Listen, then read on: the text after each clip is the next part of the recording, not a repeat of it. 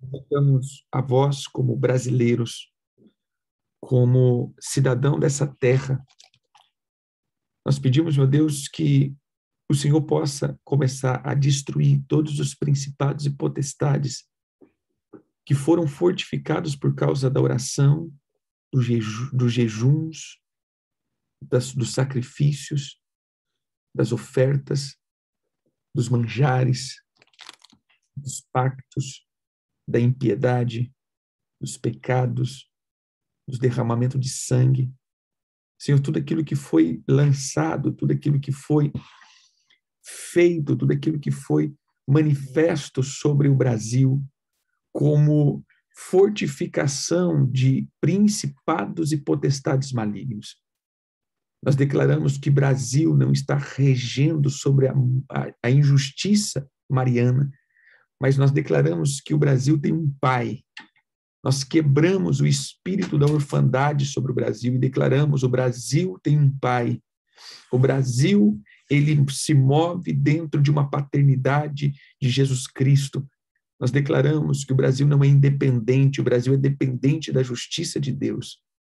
Pai, nós oramos por essa nação e declaramos que essa nação, ela romperá abundantemente, romperá nos projetos do Senhor e todos os teus desígnios, todas as tuas vontades, toda a sua glória se manifestará sobre a nossa nação.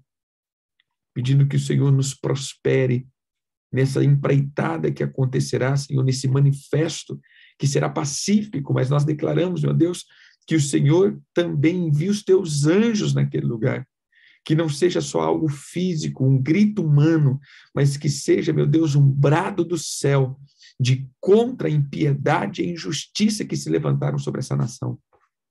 Todos os domínios, Senhor, dos cartéis, os domínios, Senhor, da manipulação, da injustiça que veio desde Portugal na colonização dessa nação. Nós estamos declarando, Senhor, que não estamos só quebrando tempos de governo anteriores, mas nós estamos pedindo, Senhor, uma remissão da origem e do nascimento dessa nação. Que o Senhor estabeleça justiça, que a tua justiça venha sobre o Brasil, livra-nos, Senhor, da opressão, livra-nos, Senhor, dos homens violentos, livra-nos, Senhor, dos homens sanguinários, livra-nos, Senhor, dos homens malignos que não têm parte com o Senhor. Nós pedimos, meu Deus, que a tua mão esteja sobre nós e que o Senhor nos abençoe de uma forma extraordinária, que seja um tempo de arrependimento, nos leva, Senhor, e traga sobre nós um espírito de arrependimento e quebrantamento. Senhor, convença-nos com teu espírito a andarmos mais na tua presença. Perdoa, Senhor, os pecados da tua igreja, porque eu sei, Senhor, que essa omissão e que esses pecados fazem com que o Brasil seja regido pela iniquidade. Senhor, nós sabemos que nós, como igreja, que temos a autoridade, estamos entregando essa autoridade para líderes, meu Deus, malignos, e eles estão governando pelo nosso governo. Por isso, Senhor, nós declaramos como igreja hoje aqui.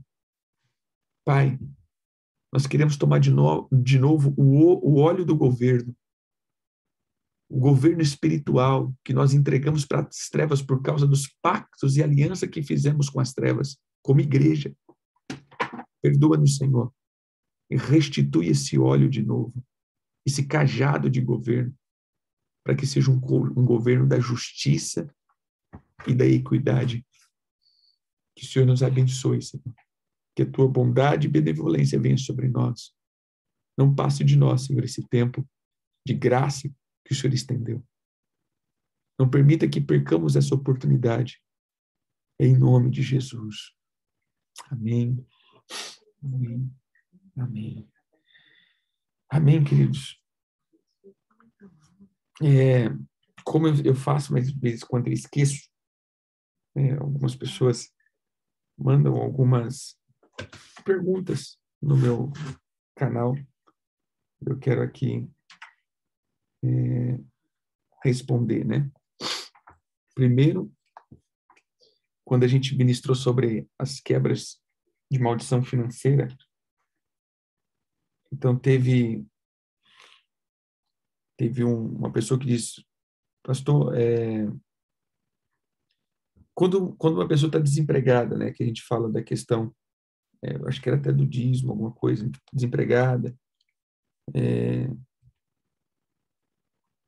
e, tipo assim, se eu entendi bem, né, se os pastores ganham lá seus 3.000 e recebem, e você recebe menos de meio salário, e todos sabem conviver com você e não sabe nada, e você fica de ajudar na construção e não ajuda porque não tem. Acho que foi os votos. Assim, irmãos, voto é voto. Não importa se você ganhou ou não ganhou, você fez um voto ao Senhor e não à igreja. Eu sei que hoje, infelizmente, tem, e eu creio que alguns não concordarão comigo, mas o que eu quero que você entenda é, quando se trata de uma vida eclesiástica, os líderes, os sacerdotes, os pastores, eles têm direito de comer dos dízimos. Isso é um direito, irmãos. Infelizmente, eu vou dizer uma coisa séria, que foi uma cultura colocada na nossa cabeça sobre o voto de pobreza. A igreja de Roma fez esse voto, mas não vive. É um voto de pobreza, mas você nunca viu um padre pobre, você nunca viu um arcebispo, você nunca viu ninguém pobre. Eles são pelo contrário, eles desfrutam de muitas coisas. Na minha cidade tinha sítio, trator, caminhonete, tinha tudo, mas faz o voto de pobreza. O Vaticano, que é um lugar, creio que emancipado, é o lugar mais rico que existe. As igrejas são feitas de ouro e tudo mais. Então, assim, é uma fachada esse negócio de pobreza, porque eu lanço um padrão. Eu estou lançando um padrão aqui agora, assim, entendeu? Estou dizendo, eles lançam o padrão da pobreza e cria isso na cabeça das pessoas que os ministros eles têm que ser pobres. E aí, como a gente já falou, qual que é a imagem que a pessoa fala assim, você vai ser um pastor, ou você vai ser um ladrão, ou você vai sofrer. É duas ou uma, né?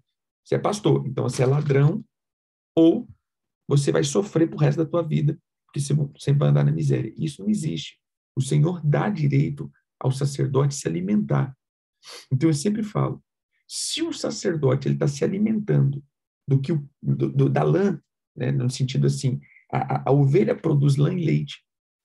Então você tem que entender que a prosperidade da ovelha alimenta o sacerdote.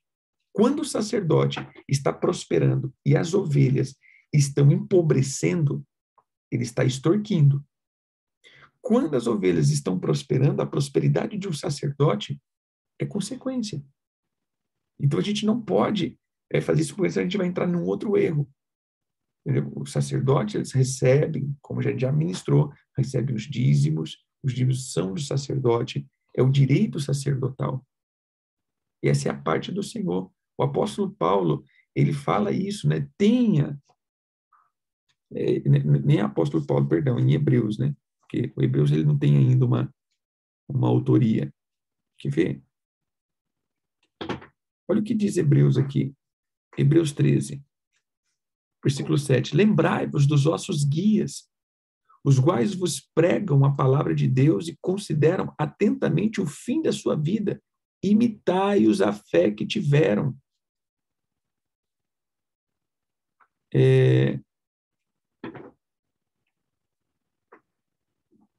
Jesus Cristo ontem e hoje é o mesmo e será para sempre. Não vos deixe envolver por doutrinas, tá?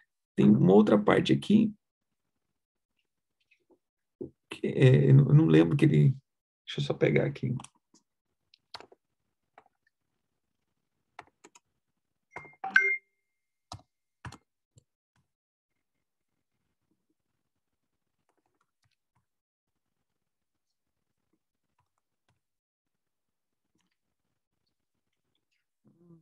Fugiu o texto aqui da cabeça. Que ele fala que os pastores que vivem, né? Eu creio que vocês vão mandar aí rapidão aí, você já consegue mandar aí o texto. Eles são eles são dignos de dupla honra. Essa dupla honra aqui, querido, não é honra de, olha como meu pastor é bonito, não, é duplo honorário. Entendeu? Eles são dignos de duplo salário.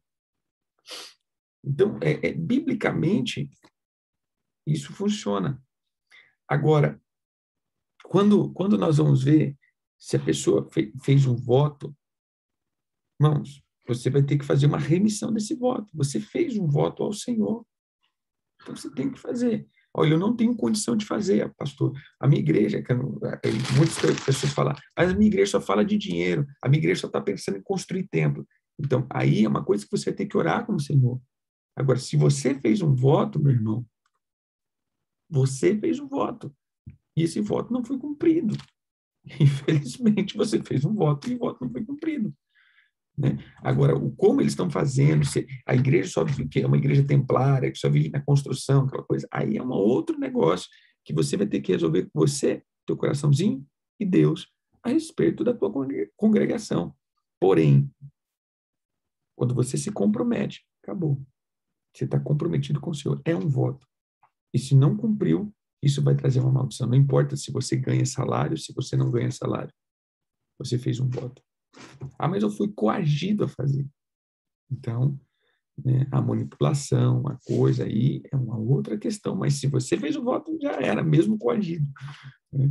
Você fez o voto, você se comprometeu. Toda palavra de comprometimento, ele vai instaurar depois um probleminha sério aí.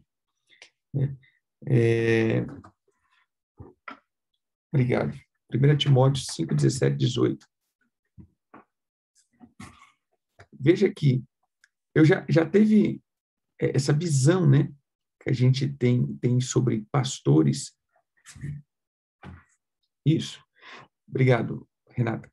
Devem ser considerados merecedores de dobrado honorário os presbíteros que presidem bem, com especialidade os que se afadigam na palavra e no ensino. Assim, eu já ouvi falar, o pastor ganha tanto. Não. Olha, vamos lá. Para aqui comigo. A gente já sofre isso, né? Uma vez eu cheguei para uma pessoa e falou, o que você faz? Eu falei, eu sou pastor. Ah, você não trabalha? Aí eu falei mais uma coisinha, falei, não, acho que ele não entendeu, né? Acho que ele não entendeu, deixa eu falar de novo, né? Falei, não, trabalho, eu sou pastor. Aí ele falou, então, você não trabalha, né? Aí você fica assim, piscando, né? Tique, tique, peraí. Você tá de zoeira comigo, né? Então, criou essa questão que pastor não trabalha, cara. Pastor só tira dinheiro do povo. Né? Mas, irmãos, vai viver a vida de um pastor sério. Né? Vai viver a vida de alguém que apacenta a mesma ovelha. Todos os problemas caem. E não só os problemas das pessoas. Também a responsabilidade de Deus cobrar você, porque agora Deus é o teu patrão. E é Ele que vai cobrar, meu irmão. Então, é algo muito sério o pastoreio. Né? Muitos brincam com o pastoreio, porém, o pastoreio é muito sério. E é recompensativo, como todo empreendimento, vou colocar aqui, você trabalha, mas o teu patrão é o Senhor Jesus. Essa é a única diferença. Quem te paga é Deus. Entendeu? Então, dentro dessa questão, eu não concordo. A pessoa, o dízimo é sacerdotal. Imagine você agora que trabalha na tua empresa, você trabalha em uma empresa, e chega no final do mês o teu patrão diga assim, cara, eu não vou pagar teu salário que eu comprei uma televisão nova, mas mês que vem eu te pago. Entendeu? É a mesma coisa. O Senhor te dá um rendimento, você chega assim e fala assim, não vou entregar o dízimo não, porque eu comprei um. Você está usando um dinheiro que não é teu. Entendeu? Então, esse dinheiro não é teu. Então, não faça isso. Né? Uma outra pergunta foi a respeito, é a mesma pessoa perguntando a respeito da igreja, que a igreja ela não se move no novo, a igreja ela não se move dentro disso. É uma igreja que está sempre paralisada, não tem estudo, não tem nada. O que fazer, né? É ruim eu chegar a fazer, irmão, sai da igreja. Não. Eu vou dizer uma coisa que aconteceu comigo. Eu me converti e uma igreja pentecostal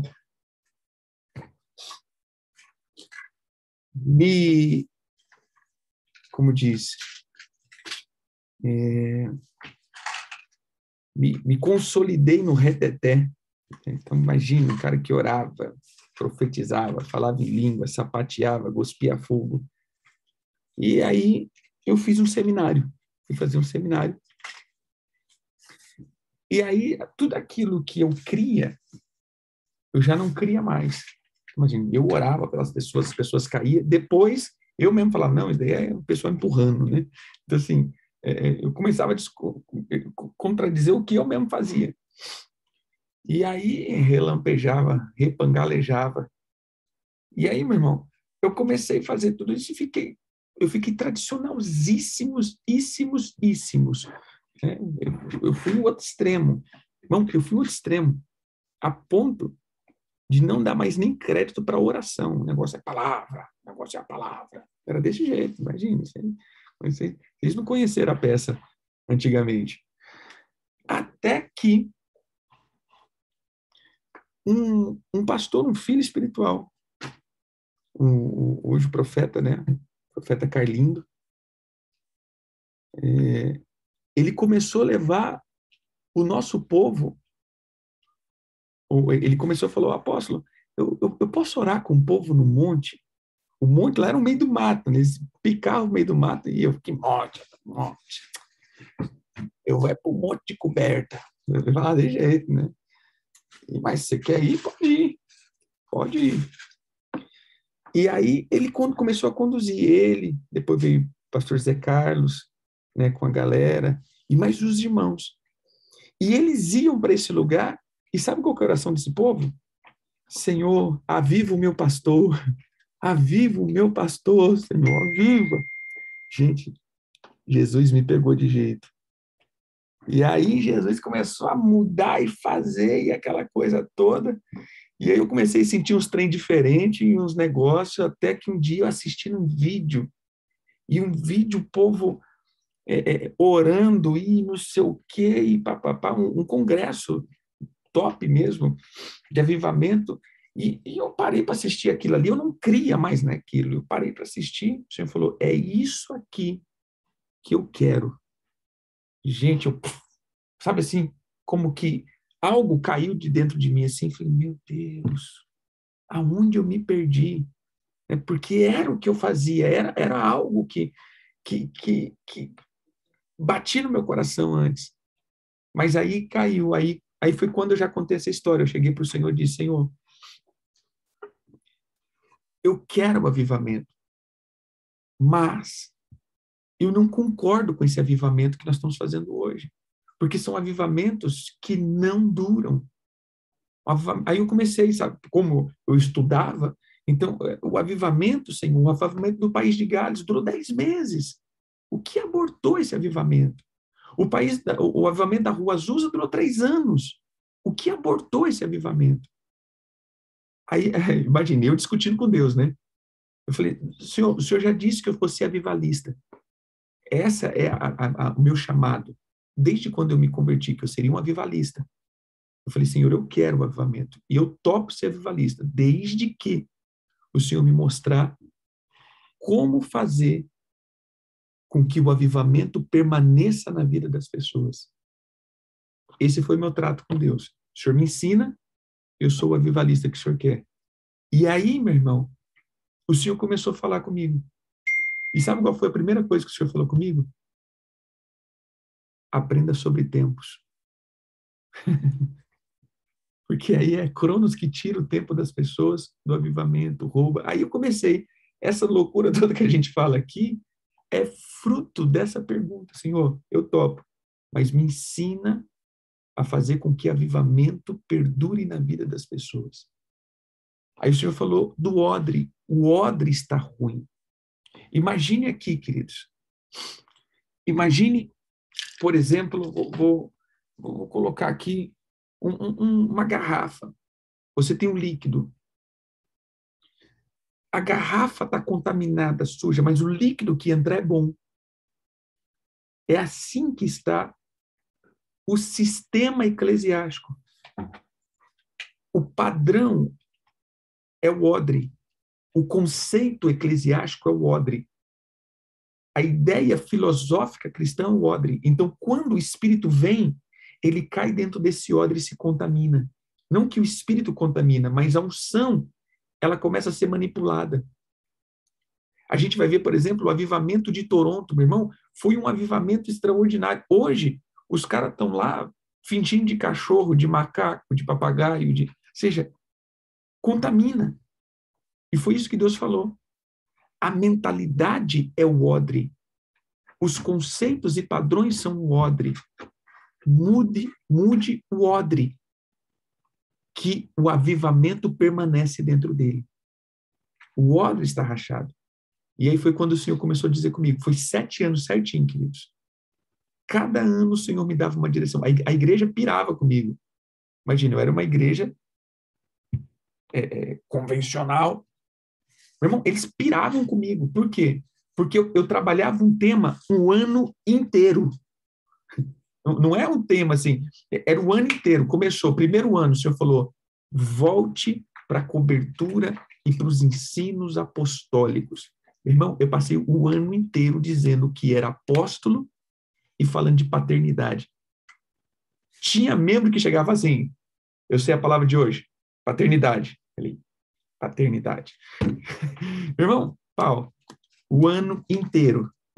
Chegava o outro ano, o Senhor falou, volta para Jerusalém. Saia de Roma, volta para Jerusalém. E aí foi o ano inteirinho falando de Israel. Mas não judaizando, voltando para os princípios hebraicos da fé. No outro ano, restaura as festas bíblicas. O ano inteiro, meu irmão, falando de festa. E tinha gente, meu irmão, que eu tinha formado eles. Então, meu irmão, era aquele, eu não concordo com isso. Não concordo. É judaísmo, não concordo. E eu lá, meu irmão, não, vamos lá. Eu nem sabia o que eu estava fazendo. Eu não entendia de bulhufa nenhuma, eu só estava obedecendo. Vamos fazer as festas bíblicas, meu irmão. É festa. E vamos fazer. E aí foi. E aí outro ano, restaura isso, outro ano, restaura aquilo. E hoje eu vejo as pessoas, às vezes se deparam com o canal ou com as mensagens e falam assim, apóstolo, cara, eu estou ficando vivo. As coisas estão fluindo dentro de mim. Sabe o que vem na minha cabeça? Esse é o avivamento. Isso é avivamento. Porque a gente pensa que avivamento é aquele mover da unção que eu busco. Não. Avivamento, querido, é a chama da palavra dentro de mim viva. Eu começo a obedecer o Senhor e é algo assim, cara, eu amo Jesus e pronto. Isso é avivamento. Foi isso que o Senhor falou. Você quer aprender o avivamento duradouro? É isso daqui. Não é esses movimentos. Isso não é avivamento, isso é movimento. Avivamento é quando a chama da palavra está dentro de mim. Isso é avivamento. E como vem isso? Quando eu tiro Roma de dentro de mim e volto para a cultura. Eu não vou dizer cultura, eu volto para os princípios hebraicos da fé. Quando eu volto para os princípios hebraicos da fé, simplesmente eu restaurei o odre. Agora, o azeite, o vinho que for colocado dentro desse odre vai ser conservado puro. E esse óleo, então, vai queimar por muito e muito tempo. Ele não vai ser desperdiçado e vazado, porque o odre agora está conservado. Amém? Então, quem é o odre? O teu sistema de pensamento. Por isso eu tenho pregado, muitos falam assim, esse cara é da lei, ele é que prega a lei. Não, querido. Eu simplesmente volto à reconstrução do odre, que é os princípios da palavra. Se a tua alma não está nos princípios da palavra, com certeza ela vai estar nos princípios gregos romanos. A minha alma, ela é envolvida por princípios. O que eu penso, eu sou. Não é isso que Provérbios diz? Aquilo que você pensa, isso você é. Então, pronto. Então, eu entrei nisso para responder, né? Hoje a nossa mentoria está sendo... A gente vai falar de Elu, acho que um pouquinho ainda. Vamos lá. A pergunta é, mas em minha igreja, eu vou dar um conselho. Vai orar um pouco. Antes de você dar uma ré para trás e sair, ore. Vai me falar assim, viva o meu pastor. Isso funcionou comigo, viu? Não funcionou comigo, né? Ela, viva o meu pastorzinho, pega ele, Jesus, pega ele, e faz ele sapatear no fogo. Então, é mais ou menos assim. Então, assim, isso trouxe para mim hoje, né? Você fala, nossa, poxa, que bênção. Mas, irmãos, eu vou dizer uma coisa. Essa bênção hoje, eu sempre brinco com as pessoas, cara, vocês não conheceram. Em começo da minha temporada, eu brinco, né? Eu dava aula para Jezabel, meu irmão, porque eu era violento, né? Eu era fera nesse negócio. Eu era xiita, eu era talibã mesmo, e a galera que começou comigo sabe o que eles enfrentaram, a pedreira que eles enfrentaram, mas teve um conjunto de gente que ajoelhou e disse, Senhor, aviva o meu pastor. E hoje eles são filhos e continuam, então gente que começou comigo no ministério, que estão lá até hoje, e hoje eles podem ver o fruto da oração deles, né? E o fruto eu falo que esses irmãos têm muito galardão, porque tudo aquilo que eu tenho feito na nação e até mesmo fora da nação, eles também são responsáveis por isso. Eles vão colher fruto disso, porque eles oraram por mim, eles derramaram lágrima, eles jejuaram e eles clamavam no monte, Senhor, aviva o meu pastor. Amém? Então, gaste um pouquinho, gaste um pouquinho de tempo orando pelo pastor de vocês, pelo teu líder espiritual. Gaste tempo um pouco, ore por eles. Às vezes eles não estão entendendo, às vezes vocês ouvem a palavra que fala, cara, eu queria isso na igreja. Mas, irmãos, teve uma galera que também disse isso. Eu queria algo novo na igreja. E vai ter que começar pelo pastor. Aí foi orar. Agora, você fala assim, após já orei, cara. E Deus... e o negócio ali tá feio. Lembre-se, eu era duro, não promíscuo. Então, aqui tem um outro detalhe. Eu era duro de coração, eu era xiita, mas eu sempre levei uma vida de santidade.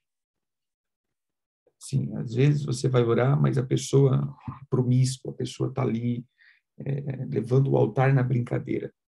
Aí é uma outra questão. Você entendeu? Uma outra questão. Agora, se é uma questão doutrinária mesmo, uma questão de palavra, ora, entra orando. Jesus pode pegar, eu creio que Jesus pode despertar algo dentro da vida dessa pessoa, né? O que foi reativado em mim foi o despertar a vida de uma pessoa. Amém? Entrando nesse ponto, eu quero trazer essa questão do mês de Elu. O mês de Elu a gente está falando, a gente já falou da tribo de Gad, que é a organização, organizar nossos sentimentos, organizar nossas finanças, organizar o nosso chamado. A última ministração que a gente falou do mês de Elu, nós falamos acerca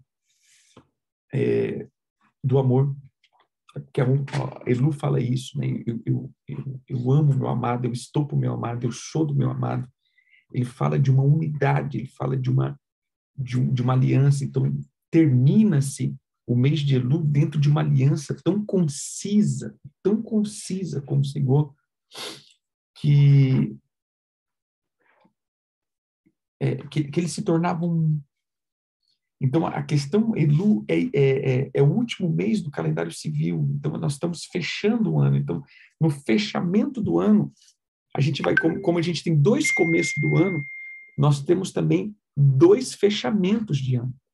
E os fechamentos é importante. Na verdade, querido, começar bem é importante, mas terminar bem é melhor ainda. Amém? Não adianta só começar bem. Eu comecei em janeiro, né? Os irmãos aí, comecei orando em janeiro, comecei lá, meu irmão, na igreja, dia 31 de dezembro, às 23h59, estava lá na igreja, comecei bem, mas aí está terminando endemoniado. Então, meu irmão, não adiantou nada aquilo que você começou lá, você entendeu? Você está terminando desviado, está terminando fora dos princípios. Então, aquilo que você começou não está valendo de porcaria nenhuma. Então, entenda aqui, irmãos. Você precisa entender que o terminar é tão importante quanto começar bem. Então, nós temos 2 começos de ano. O começo, onde eu começo como um adorador, guerreando, sozinho, e termino também, quer dizer, começo depois como uma tropa, alguém que vai estar em unidade guerreando, ou seja, eu começo isolado e termino nesse ciclo em unidade. Os términos eu estou terminando em unidade e o outro término eu termino na humildade, na simplicidade, que é Naftali, o humilde. Então, esse término aqui, ele fala do término da unidade. E somente na humildade que é gerado unidade, que gera humildade. Amém? Somente nisso. Então, o começo do ano, que eu começo na adoração, e depois, o próximo mês, que eu começo na abundância, porque eu já adorei, agora eu vou começar na abundância, o término eu termino em unidade, porque foi gerado amor, e depois eu termino na humildade, porque foi gerado fé, foi gerado intimidade. Amém? Então, não sei se vocês conseguem entender. Pois bem, dentro desse contexto, nós estávamos falando, né, de orar, essas coisas todas. Abra a tua Bíblia em Jó 42.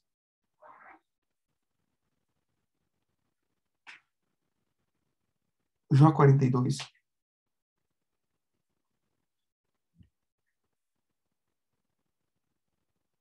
Diz assim: então respondeu Jó, versículo 1, ao Senhor: bem sei que tudo podes e que nenhum dos teus planos podem ser frustrados.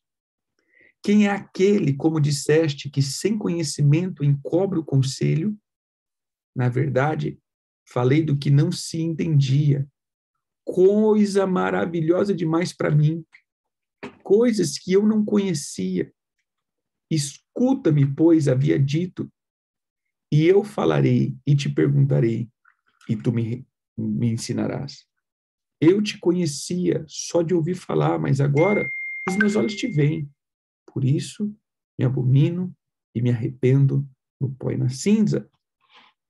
Tendo o Senhor falado essas palavras a Jó, disse a Elifaz, o temita: a minha ira se acendeu contra ti e contra os teus 2 amigos, porque não disseste de mim o que era reto, com o meu servo Jó. Tomai, pois, 7 novilhos, 7 carneiros, ide ao meu servo Jó, e ofereceis holocausto por vós. O meu servo Jó orará por vós, porque dele aceitarei a intercessão, para que eu não vos trate segundo a vossa loucura, porque vós não disseste de mim o que era reto, como o meu servo Jó. Então foram Elifaz, o Temanita, Bildade, o Suíta, e Zofar, o Namatita, e fizeram como o Senhor lhe ordenara, e o Senhor aceitou a oração de Jó. Veja o verso 10.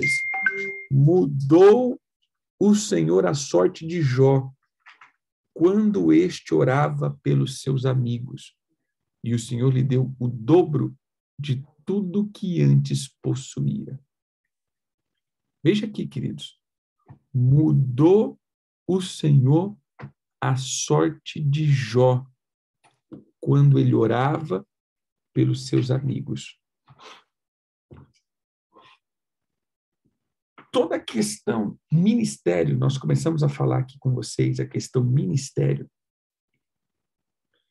Toda a questão ministerial, ela vai estar sempre ligada ao meu nível de amor. Se eu não consigo gerar um nível de amor, querido, e eu tenho o meu ministério pautado no meu amor, entenda, quando o meu ministério é pautado no meu amor próprio, ou pautado na minha dedicação ao Senhor, muitas vezes eu serei frustrado nessa caminhada. Por quê? Porque o ministério ele só pode ser feito pautado no amor de Deus. Isso daqui eu falei a aula passada, e o amor de Deus só é formado depois das perseguições e feridas. Por isso o Senhor diz, vocês serão caluniados, vocês serão injustiçados, vocês serão perseguidos, vocês serão. E isso é o gerado amor. Vão dizer que vocês é endemoniado, vão dizer que vocês não prestam, vão dizer que vocês não fazem isso, vão dizer que vocês são corruptos. E a gente pensa que isso acontece só com a gente, irmão. Quando a gente lê aquele texto bonito do apóstolo Paulo, que ele fala dos sofismas, fortalezas, aquelas coisas todas, você vai ver que ali ele está defendendo o apostolado dele. Ele está dizendo, cara, tem muitos na igreja que estão dizendo que eu sou mundano. Você imagina, irmão, o apóstolo Paulo, o cara tendo que defender o apostolado dele, porque ele estava sendo perseguido na igreja, né? Perseguido no sentido, porque para um líder, querido, não tem perseguição.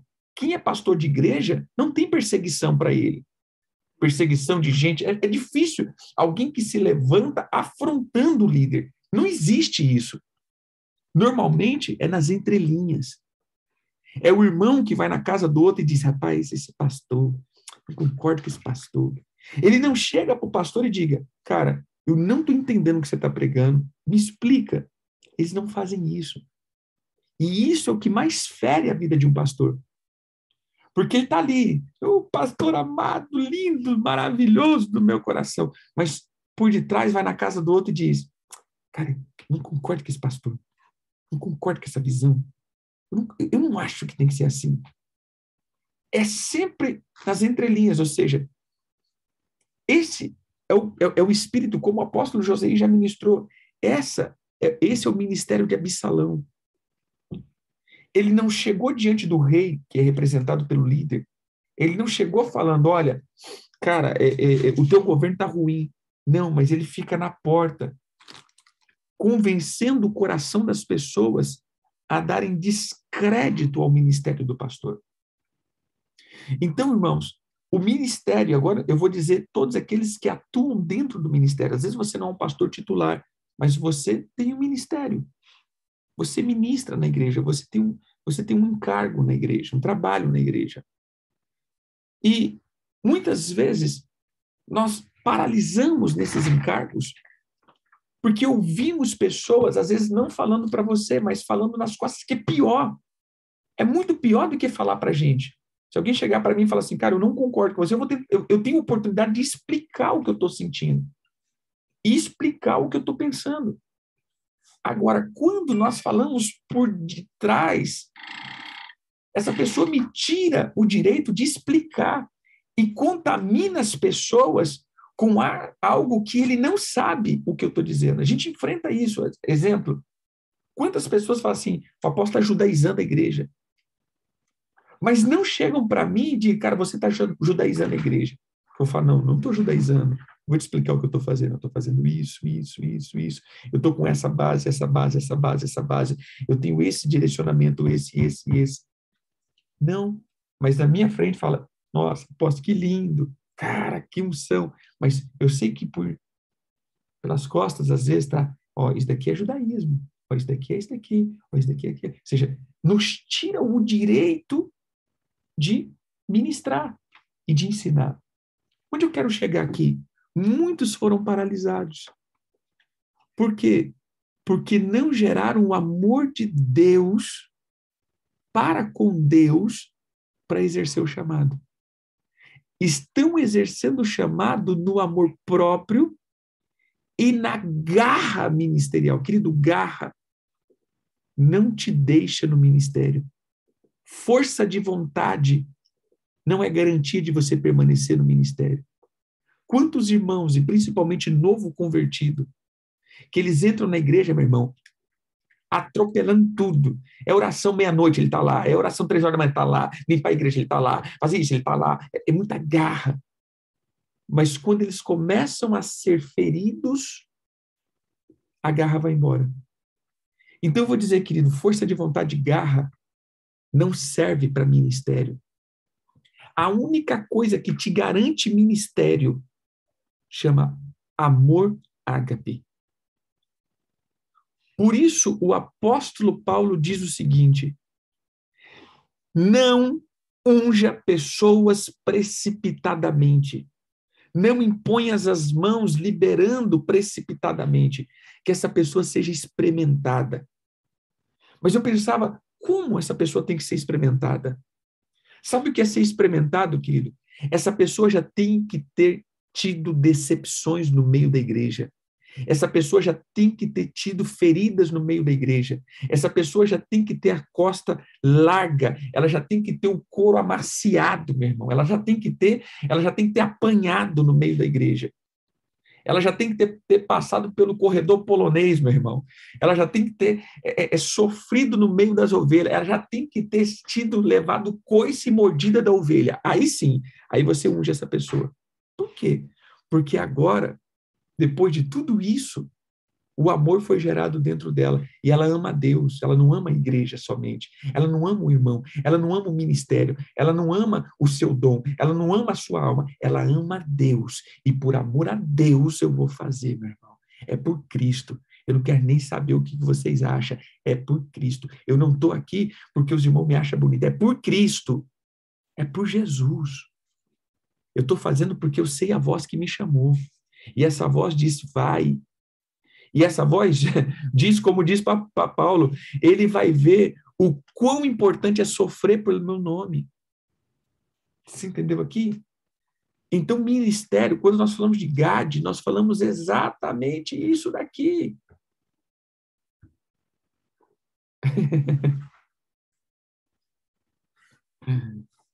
Oh, Jesus. Entende aqui? Irmãos, nós precisamos entender que Gade, a prosperidade de Gade, é a resiliência. Continuam. A resiliência. Gente, eu preciso ser resiliente. Eu preciso aprender a apanhar. Eu li não sei o que eu estava lendo, né, e me veio isso daqui. Quando Jesus disse, se me chamaram de endemoniado, se disseram que eu tenho Beelzebu, não vão falar de vocês? Se ao dono da casa chamaram de endemoniado e Beelzebu, o que vão falar de vocês? Gente, vocês vão ser xingados de tudo, menos de santo. E você acha que você é melhor do que Jesus? Onde você não vai ser criticado? Se você não for criticado, você está se considerando melhor do que Jesus, porque se Jesus, que é Jesus, foi criticado, apedrejado, crucificado e chamado de Beelzebu e de tudo isso, e você quer passar sem nada disso, então você é melhor do que Jesus. Não se faça melhor do que Jesus. Aprenda, meu irmão, que ministério vai ter isso. Isso é a obra do ministério. Mas o que faz eu continuar no ministério é o amor por Deus e a Deus e a Cristo. Não é que eu faço o ministério por causa de Jesus somente. Não, eu faço o ministério olhando para os irmãos, olhando para as pessoas, olhando, e sim, tem uma motivação por pessoas, mas o amor é por Deus. Você entende aqui? Eu faço para as pessoas. Eu não concordo quando as pessoas dizem, vai para a igreja, não olhe para pessoas, olhe para Deus. Isso para mim é engano. Não, eu tenho que ir para a igreja olhar para as pessoas, sim. Eu tenho que ir para a igreja ter comunhão com as pessoas, sim. Eu tenho que ir para a igreja ter o contato com as pessoas, sim. Eu tenho que olhar para as pessoas, sim. Eu não posso estar na igreja por Jesus somente, porque se fosse só por Jesus, eu não precisava de igreja. Eu ficava em casa. Jesus está na minha casa. Agora, eu vou para a igreja por causa do irmão, por causa da unidade. Mas eu não estou ali somente pautado por isso. Eu estou ali porque o meu amor é para com Jesus. O meu amor, ele é um amor já maduro em Jesus. Por isso eu consigo olhar para os meus inimigos. Por isso eu consigo andar junto com quem me persegue. Por isso eu consigo continuar andando mais uma milha com aqueles que caluniaram e disseram que eu não estava correto, ou que eu estava fazendo isso, ou que eu não era de Deus. Eu continuo, porque eu sei quem me chamou. Amém? Entenda duas coisas. Às vezes nós somos criticados porque estamos errando mesmo. Lembra que eu comecei dizendo aqui, tem os dois Éder. O Éder Talibã, né, que era pior do que Osama Bin Laden, que só não jogou bomba porque não tinha, e o Éder agora. Quando eu recebi a crítica, você acha que eu ficava chateado? Sim. Mas você acha que eu achava que eu estava errado? Não. Ah, tá me criticando. Não, tô me criticando com razão, porque, cara, eu era bruto. Era o Talibã dentro da igreja. É lógico que vão me criticar. Mas eu não aceitava essa crítica. Era uma perseguição contra o meu ministério. Não é perseguição. Eu estava errado mesmo. Então veja aqui, se você está sendo criticado, para um pouco. Pensa, analisa, veja se tem fundamento. Olha para a tua vida. Porque às vezes as críticas são fundamentadas e são corretas. Você não está sendo criticado porque você está sendo perseguido, você está errando mesmo, irmão. Não, apóstolo, todo mundo me persegue. Não, irmão, às vezes, né, você precisa melhorar mesmo. Né?